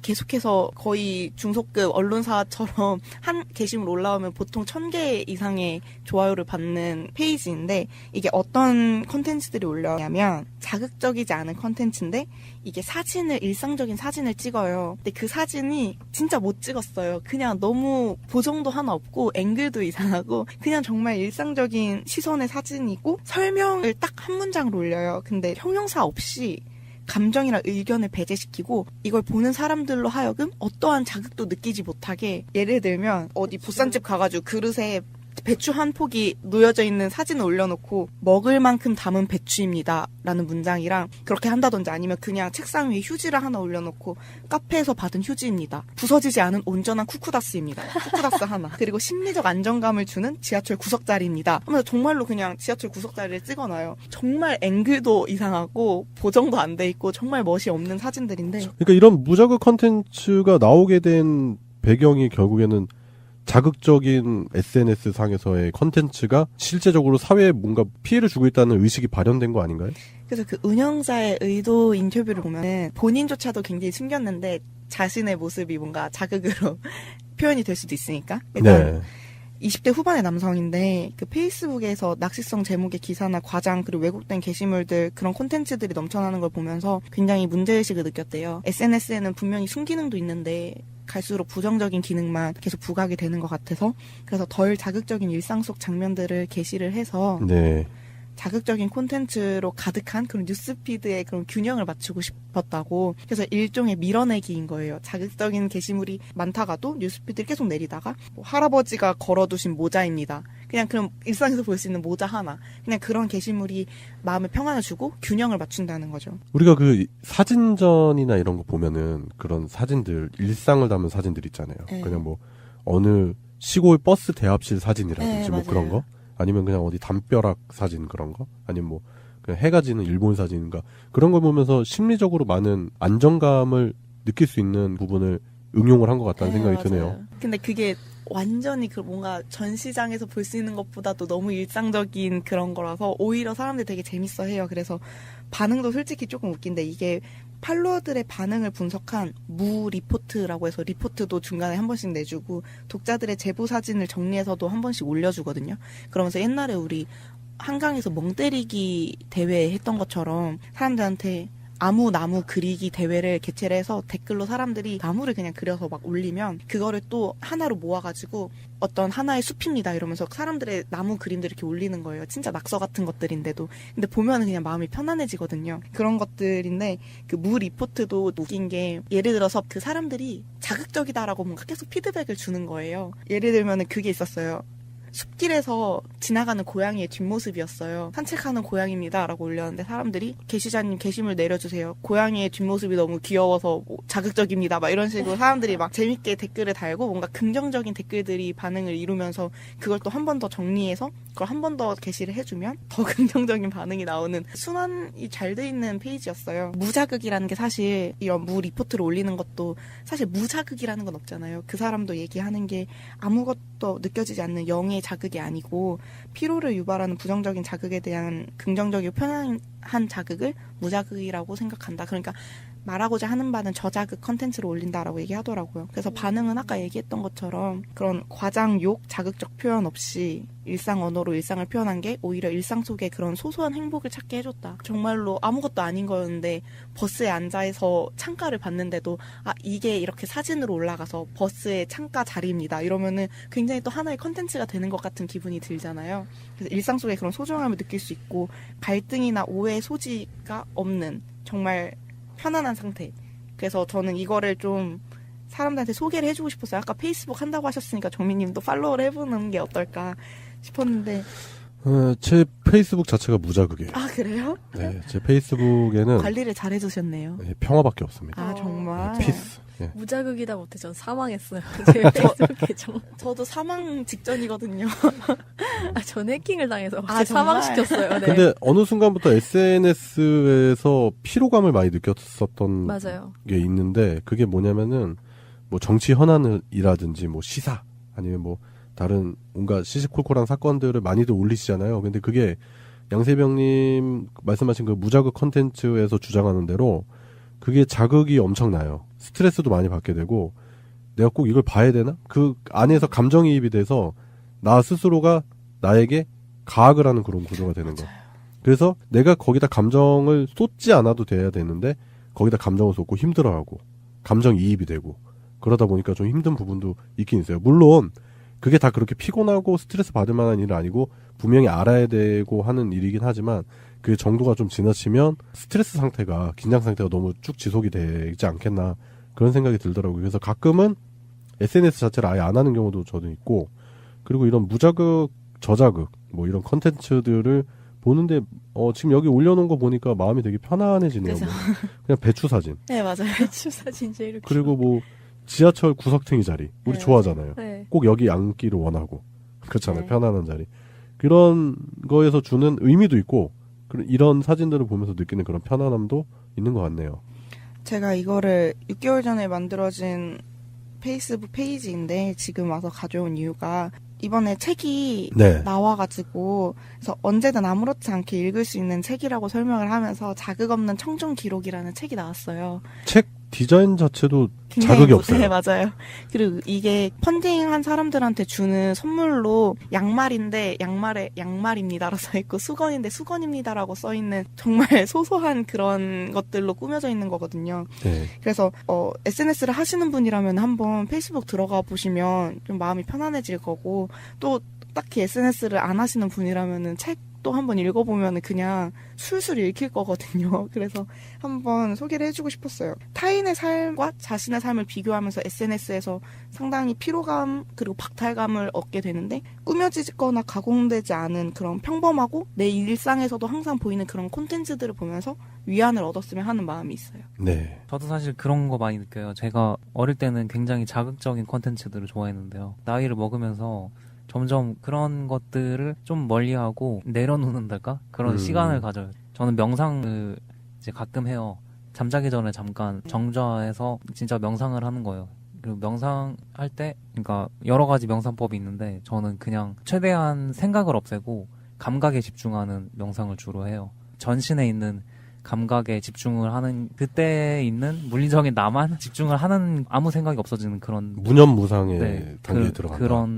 그런 때가 있고 계속해서 뭔가 컨텐츠를 소비하거든요. 정보로 된 컨텐츠를 계속 소비하는 게 뭔가 피곤하다고 느껴질 때 그걸 하면 굉장히 편해지는 게 있었고 저는 그리고 음악을 들을 때 예전에는 되게 락 음악 같은 거 좋아했는데 요즘은 하이파이 음악에 반대되는 로우파이 음악을 들어요. 네. 그런 음악들은 음질을 굉장히 고급 음질을 어릴 땐 좋아했는데 요즘은 일부러 저급한 음질로 녹음을 하면은 막 노이즈 같은 거 막 끼잖아요. LP판 돌리는 그런 소리 같은 그런 지지직 소리. 네, 지지직 소리나 틱틱틱 튀는 소리 뭐 이런 거 있잖아요. 그런 게 다 그대로 들어간 음악이고 가사가 없는 게 특징이에요. 네. 그래서 굉장히 자극도 없고 편안한 소리들로 돼 있어요. 그런 음악이 좋더라고요, 요즘은. 갑자기 취향 성토. 전 좀비가 좋아요. 네, 이게 SNS를 사람들이 많이 하게 됐잖아요. 네. 스마트폰 보급되고 나서 더 심화된 것 같은데 그러면서 본인들이 스스로 스트레스 상태에 많이 들어간다 그런 생각도 많이 들고 그 불필요하게 너무 과중된 자극에 의해서 자극도 둔감해질 뿐더러 그 정신 건강 상태도 더 불어서 안 좋아지지 않나 그런 생각도 드네요. 그래서 무자극 컨텐츠 이런 부분들이 또 각광을 받는 시대가 되지 않았나 네. 그런 생각이 드네요. 일종의 반성의 개념이라고 접근을 하면 될 것 같고 그리고 이런 부분을 통해서 또한 힐링이 또 필요한 시대가 되지 않았나 그런 생각이 듭니다. 그래요. 양세병님이 준비하신 시사를 끝으로 새날 소유방송 104화는 여기까지 하겠습니다. 감사합니다. 감사합니다. 여기까지 합시다. 타이틀 음악, 디템포, 편집, 최정민. 꼭 알아야 할 어제의 뉴스. 2011년 회계연도 다스의 감사보고서입니다. 136억 8천만 원을 회수해 영업외 수익에 반영했다고 돼 있습니다. BBK 김경준 씨에게 받아낸 돈입니다. 당시 이명박 전 대통령은 현직에 있었을 때입니다. BBK 주가 조작 사건의 피해자들은 지난 10월 이 전 대통령이 외교부와 청와대를 동원해 자금을 회수해갔다며 직권남용 혐의로 검찰에 고발했습니다. 당시 미국 법원은 김경준 씨의 동결된 스위스 계좌 재산이 다스가 아닌 옵셔널 캐피탈에 우선 지급돼야 한다고 판단했습니다. 하지만 MB정부가 관여해 140억 원을 먼저 받아갔다는 겁니다. 직권남용 혐의의 공소시효는 7년이어서 일반인이라면 내년 2월까지 수사가 이뤄져 재판에 넘겨져야 합니다. 하지만 검찰은 이 전 대통령의 직권남용 혐의는 2020년까지 수사가 가능하다고 이미 판단한 걸로 확인됐습니다. 현직 때 발생한 사안이기 때문입니다. 내란 외환죄를 제외한 대통령의 재직 중 범죄에 대해선 공소시효가 정지된다는 헌법재판소의 결정이 근거가 됐습니다. 이에 따라 이 전 대통령 퇴임 이후인 2013년 2월부터 공소시효가 시작된다는 게 검찰 판단입니다. 최근 이 전 대통령 재임 당시 청와대 행정관 등을 조사한 검찰은 다스 안팎의 관계자들을 부르고 계좌 추적을 벌이는 등 수사를 본격화할 전망입니다. 어제 피의자 신분으로 검찰에 출석한 이원종 전 비서실장은 15시간에 걸친 강도 높은 조사를 받았습니다. 검찰은 이 전 실장을 상대로 국정원 특수활동비를 받게 된 경위와 사용처, 박근혜 전 대통령의 관여 여부 등을 집중 추궁했습니다. 국정원 특수활동비 받은 것을 인정하십니까? 올라가서 말씀드리겠습니다. 박근혜 대통령 지시가 있었나요? 조사 과정에서 이 전 실장은 혐의를 인정하는 내용의 자수서를 제출한 것으로 확인됐습니다. 국정원으로부터 지난해 5월부터 석 달간 매달 5천만 원씩 받았다는 내용입니다. 이 전 실장의 재임 기간은 지난해 5월부터 10월까지로 상납이 중단된 시점은 언론의 미르재단 등 국정농단 사건이 불거지기 시작한 때입니다. 앞서 검찰은 이병후 전 국정원장도 같은 시기인 지난해 7월 안봉근 전 비서관의 요청에 따라 특수활동비 상납을 중단한 사실을 확인했습니다. 검찰은 이에 따라 당시 청와대 전반적으로 특수활동비 수수가 불법 행위임을 인식했던 것으로 파악하고 있습니다. 검찰은 다음 주 중 박 전 대통령이 수감 중인 서울구치소를 방문해 특수활동비 상납 지시 혐의 등에 대해 직접 조사한다는 방침입니다. 화재 참사가 발생한 제천 건물과 같은 필로티 구조는 불이 났을 때 거대한 아궁이가 될 수 있습니다. 1층에 주차된 자동차들이 불쏘시개 역할을 하고 1층 외부의 공기가 출입문을 통해 유입되며 유독가스가 빠르게 건물 안으로 퍼지기 때문입니다. 때문에 화재가 발생했을 때 초기 진압이 중요합니다. 하지만 현장을 점검해보니 대부분의 필로티 천장엔 스프링클러가 없었습니다. 연면적에 포함되지 않는다는 이유로 필로티 구조는 전부 다 스프링클러 배제가 됐고 그나마 있는 소방시설도 제대로 관리되지 않거나 무용지물인 경우가 많습니다. 누구든지 즉시 화재가 발생하면 즉시 열어서 사용할 수 있게끔 돼야 되는데 이런 부분을 열 수 없게끔 이런 장애물들이 설치되어 있기 때문에 불이 났을 때 탈출구가 마땅치 않은 경우도 문제입니다. 이렇게 필로티 구조에서 화재가 발생하면 연기가 대부분 1층 출입구로 유입이 되는데요. 문제는 대부분의 필로티형 건물들은 이곳 외 별도의 비상구가 설치되어 있지 않다는 겁니다. 화재가 발생했을 경우 그쪽이 연기가 들어온다든가 화염이 들어온 쪽으로 방향으로 피난을 할 수 없기 때문에 양방향 피난이 가능할 수 있도록 반대편 쪽에 별도의 피난구를 추운 겨울 필로티 천장 안쪽에 배관을 보호하기 위해 스티로폼 같은 가연성 보온재를 넣어두는 경우도 많습니다. 화재 발생 시 대형 참사로 이어지기 쉬운 필로티 건물들에 대한 관리 감독을 강화할 필요가 있습니다. 방송 중간에 좋아요를 눌러주시면 새날팀들에게 큰 힘이 됩니다. 미리 감사합니다. 소요 방송 출연자들의 평균 연령은 26세입니다. 청년들의 목소리를 들어보자는 의도로 그냥 반응들이 주변에서 그렇더라고요. 아니 저 사람들이 무죄면 죽은 성완종만 유죄냐. 그렇죠. 네. 그 성완종 리스트가 폭로가 되면서 어떻게 보면 정치권에서 아직도 횡행하고 있는 그런 정경유착의 그런 부분들, 그리고 당시에 권력 실세들이 다 연루가 돼 있었지만 결국에는 뭐 이런 식으로 흐지부지 끝나게 되는 상황을 보면서 국민 대다수의 여론이 안 좋죠. 그리고 이게 좀 애매한 게 증거가 뭐 불명확하다 뭐 이런 식의 그 대법원 판단이 있었는데, 그렇게 따진다면 예전에 그 뭐 노무현 대통령 관련한 그런 수사에서 뭐 부인이 뇌물을 받았는데 남편이 모른다는 게 상식적인 일이냐 막 이런 식으로 몰아갔었던 그런 검찰들, 재판부들, 증거도 없이.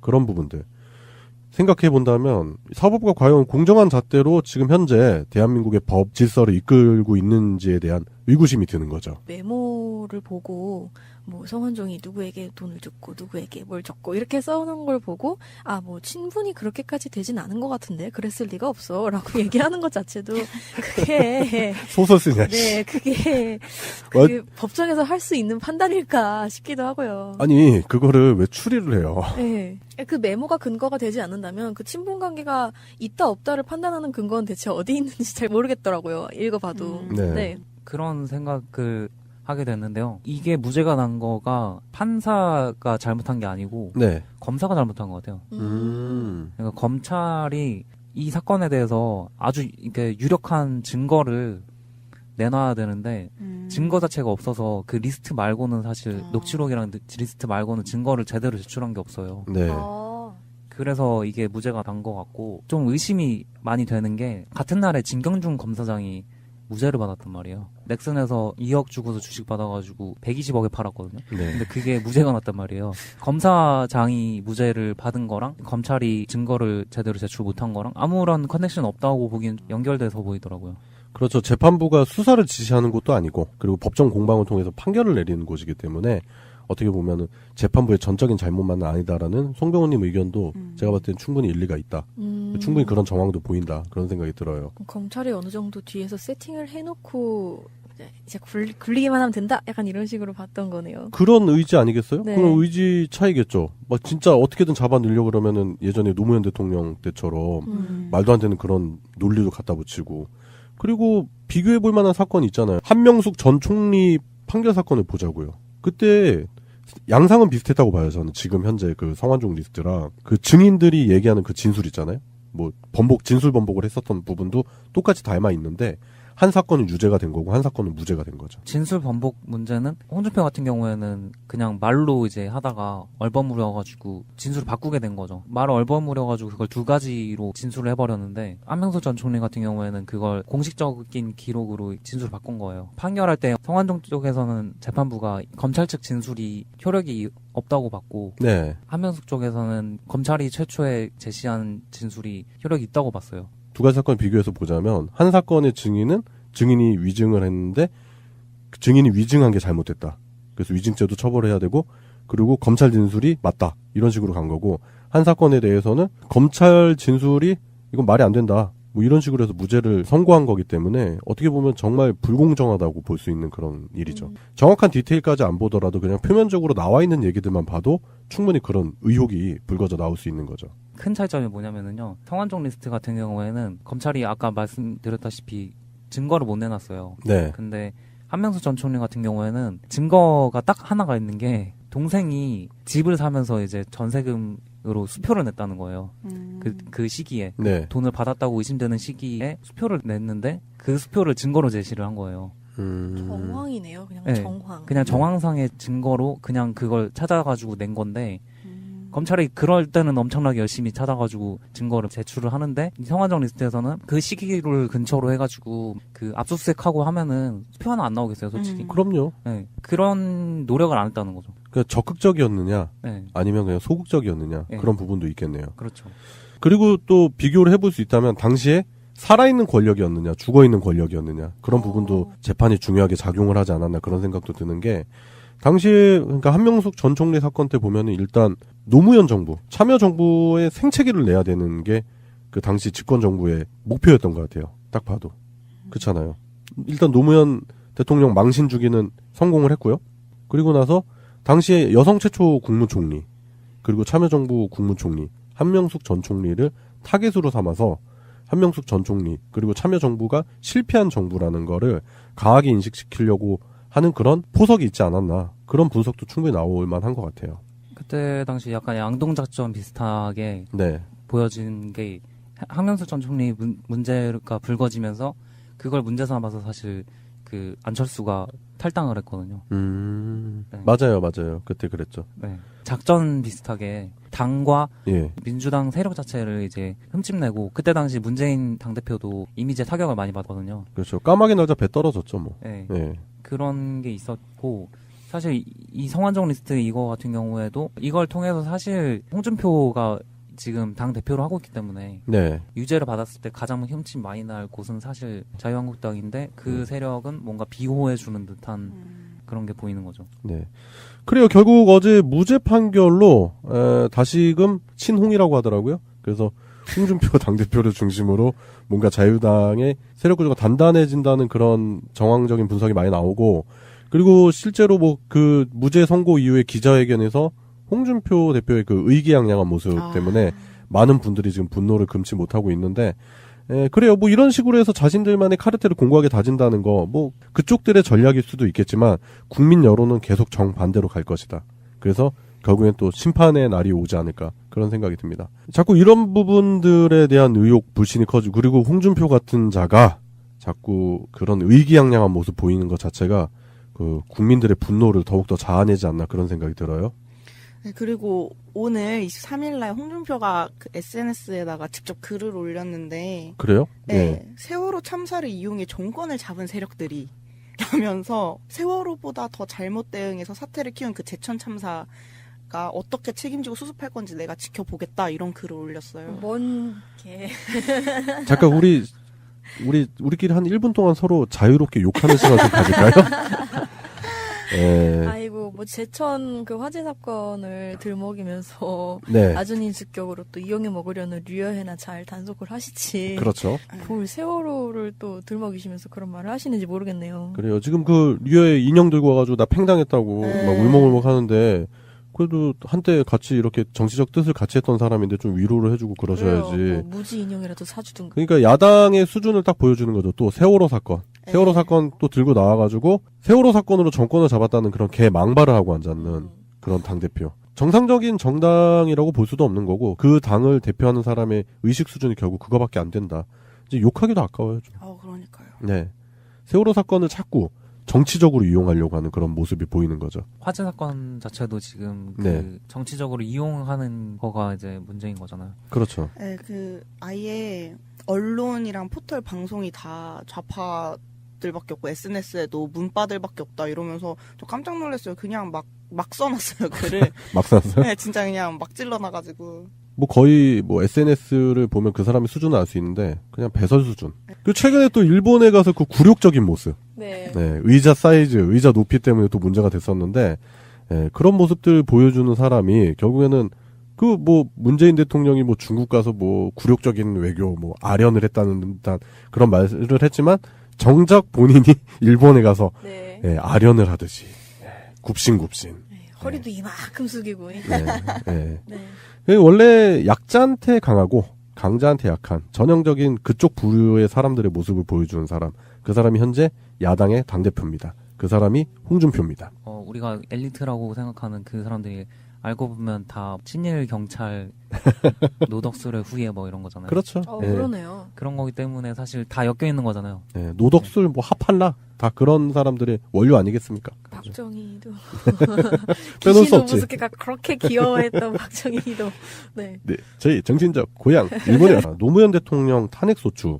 당시에 새천년 민주당이 탄핵 소추안을 제출했대요. 그리고 한나라당과 자유민주연합이 이에 동조해서 결국 찬성 193표, 반대 2표로 탄핵 소추안을 통과시켰다고 합니다. 네. 그래서 이제 대통령 직무가 정지가 된 상태에서 이제 고건 국무총리가 대통령 권한을 대행을 하는 상황이었고 국민적인 여론은 정반대였다. 제가 기억이 나는 게 그때 당시에 이제 웹툰 이런 거 한창 나오고 있었을 텐데 뭐 강풀씨를 필두로 해가지고 그 웹툰 작가들이 대통령 탄핵소추안에 대한 그 부정적인 견해라든지 민심 그거를 웹툰 작품으로 많이 반영을 했었던 기억이 나요.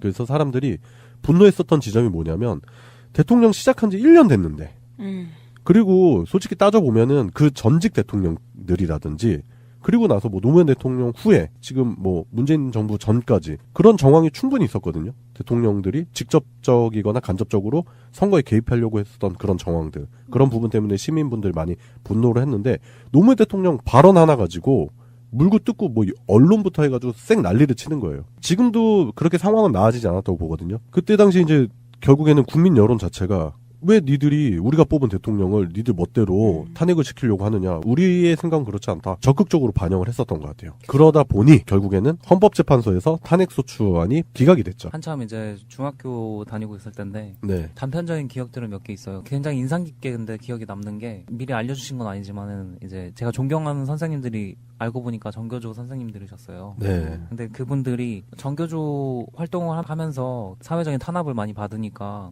그런 사회단체들도 이제 뭔가 열심히 일을 해야 되고 사회적인 운동을 많이 해야 되잖아요. 네. 근데 그런 것들을 학생들한테 알려주고 싶지 않으셨나 봐요. 네. 네. 그러니까 본인들이 정교조라는 것도 적극적으로 피력 안 하시고 사회적인 문제점들이 있는데도 물어봐도 제대로 안 알려주시더라고요. 나중에 크면은 너희가 생각을 해봐라 이렇게 얘기를 해주셔서 나중에 이제 생각을 해보니까 원래 교육자들은 그런 정치적 중립이 있어야 되잖아요. 맞아요. 교육자가 가져야 되는 정치적인 중립이 뭔지 그때 이제 몸소 배웠던 것 같아요. 작년에 우리가 또 촛불 전국을 통해서 대통령을 탄핵을 시켰잖아요. 잘못된 대통령에 대해서는 국민이 일어나서 탄핵을 시키는 거고 이때는 확실히 여론 자체가 그렇지 않았다. 그런 부분을 반대적인 모습을 보여주는 거죠. 지난 박근혜 씨 탄핵 때를 보면은 국민의 대다수가 탄핵이 옳다. 그렇게 적극적으로 찬성을 하고 입장 표명을 하고 촛불을 통해 표현을 했다고 생각을 하는데 노무현 대통령 탄핵 소추안 건 같은 경우는 국민 자체가 허용하지 않았다. 야당 의원들끼리 했죠, 거의. 그렇죠. 그냥 싫었던 거야. 그 사람들은. 맞아요. 그냥 노무현 대통령이란 사람 자체가 그리고 본인들이 가지고 있는 그런 기득권에 침범하는 것 자체가 싫었던 거예요. 그냥 싫었던 거고 그냥 탐탁지 않았던 거죠. 그러니까 조그만 빌미라도 잡히면 탄핵 운운하는 거고 최근에도 그런 일 있잖아요. 뭐 조원진이라든지 몇몇 그 의식 없는 인간들, 현직 의원들이 문재인 대통령을 탄핵해야 된다고 그딴 소리 하는데 그 말 같지도 않은 소리. 너무 웃겨가지고. 네, 그러다가 이제 국민 여론의 줄바따를 맞게 됩니다. 그딴 소리는 하지 마시고 지금 보면은 그 문재인 정부가 그래도 잘 지켜지고 있다. 그래서 더욱더 그런 부분에 대해서 힘을 모아야 된다라는 생각이 들더라고요. 그때 그 노무현 대통령의 그 쓸쓸한 모습, 그 씁쓸한 모습이 많이 기억이 나더라고요. 그래요. 오늘의 첫 코너는 여기까지 하겠습니다. 오늘의 이슈. 예, 오늘의 이슈입니다. 오늘의 이슈 뭐 이 얘기를 안 할 수가 없죠.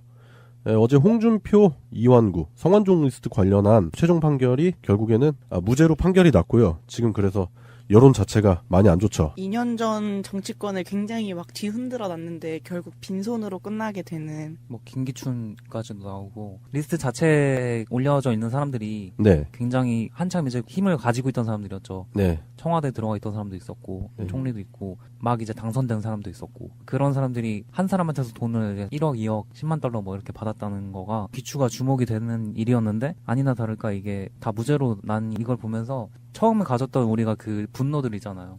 네. 이 사람들이 다들 커넥션이 있고 뭔가 돈을 많이 받아서 그런 자리에 오른 게 아닌가 그런 의심들이 들었던 게 이 분노를 어디다 풀어야 될지 모르겠는 그런 상황이 된 것 같아요. 다들 기획된 방송입니다.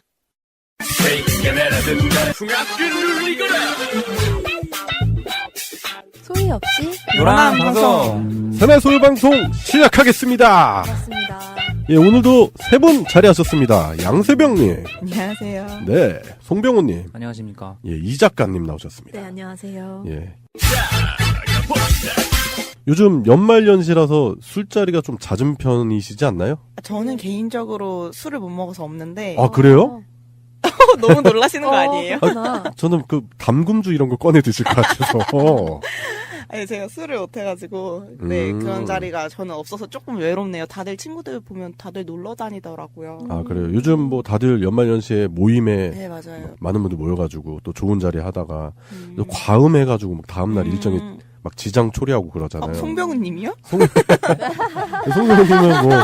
송병훈님은 우리가 이제 오프상에서 봤을 때는 전혀 안 그럴 것 같은데, 술 잘 드십니다. 제가 몇 번 봤는데, 그 술을 마셔도 취한지 안 취한지 모르겠어요. 아, 정말? 네. 포커페이스 하시는구나. 예, 술을 취하나 안 취하나 말수도 별로 없고.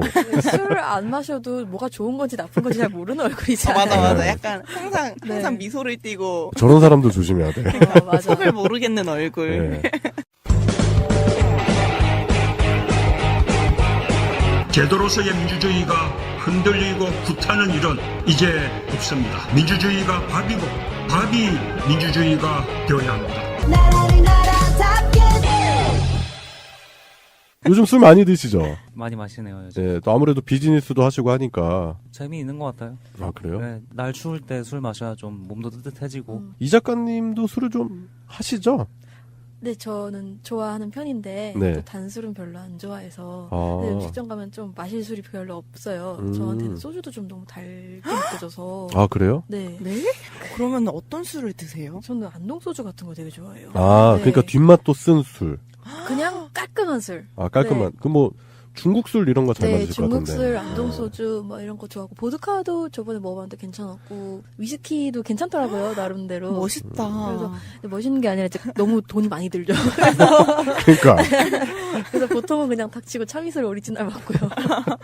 그 빨뚜. 네. 네. 빨뚜 저도 그 요즘 나오는 술들이 이제 도수가 좀 낮게 나오잖아요. 네. 그리고 뭐 맛도 막 첨가하고 그러는데 그거보다는 빨간 뚜껑이 제일 나은 것 같아요. 네, 빨간 뚜껑이 그나마 네. 가성비가 괜찮은 술인 것 같아요. 아니면 뭐 저도 중국 술 있잖아요. 뭐 꼬량주. 전 공포가주 너무 네, 좋아해요. 공부가주 이런 것들. 저도 그런 술들 좋아해요. 저 이슬톡톡밖에 못 먹는데 짱이다. 아, 그 삼도씨. 그거구나. 예전에 저희 처갓집에서 네. 그 장인어른께서 술 모으시는 게 취미였거든요. 오. 그래가지고 뭐 위스키도 우리나라에 없는 위스키 이런 거 있잖아요. 와. 스페셜 에디션, 한정판 이런 거 있는데 제가 이제 자주 가서 이제 밤에 이제 한 병씩 따서 보리차로 바꿔 드셨나요? 그건 고등학생이 하는 짓이고.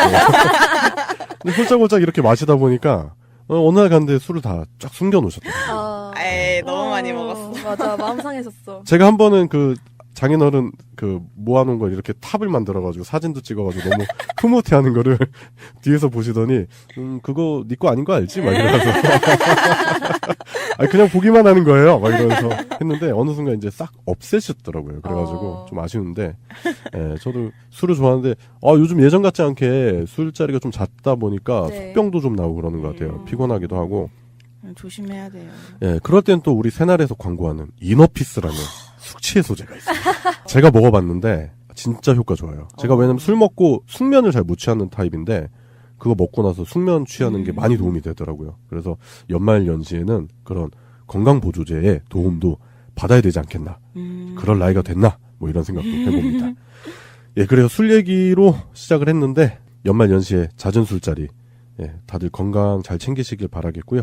오늘도 소리 없이 요란하게 새날 소유 방송 본격적으로 시작해 보겠습니다. 예, 오늘의 첫 순서입니다. 그때 그 사건인데요. 예, 오늘 소유 방송이 104회예요. 104회. 그래서 2004년에 있었던 사건 하나를 얘기를 해볼 건데 일단은 2004년에 좀 안 좋은 일이었습니다.